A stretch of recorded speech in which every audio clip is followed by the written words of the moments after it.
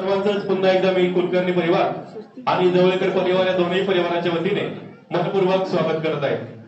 म्हणजे एकदा असंच झालं की एक माणूस बाहेर आणि त्यांनी ठरवलं की बाबा आपल्याला प्रत्येक माणसापर्यंत पोहोचायचंय, परंतु पोहोचायचं कसं?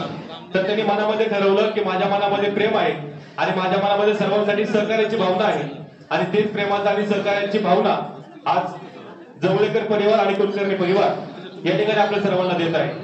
कारण संस्कृती अशी आहे, संस्कृती परंपरा अशी आहे की ज्या परंपरेचा वसा आणि वारसा हा माणसं जोडण्याचा आहे। म्हणजे विवाह सोहळा फक्त दोन जीवांचं मिलन नसून हे दोन परिवारांचं मिलन आहे आणि अख्ख्या समाजाचंही मिलन आहे।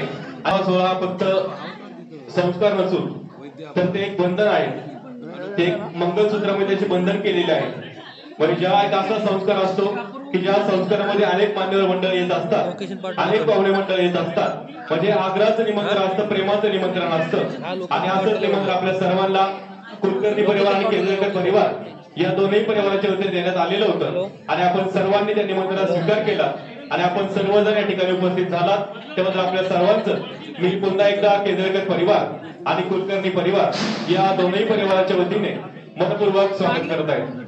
आजच्या सुंदरशा 12:09 गोरज मुहूर्तावरती आजचा सुंदरसा शुभविवाह सोहळा या ठिकाणी संपन्न होणार आहे। म्हणजे विवाह सोहळा हा माणूस जोडण्याचा एक संस्कार आहे।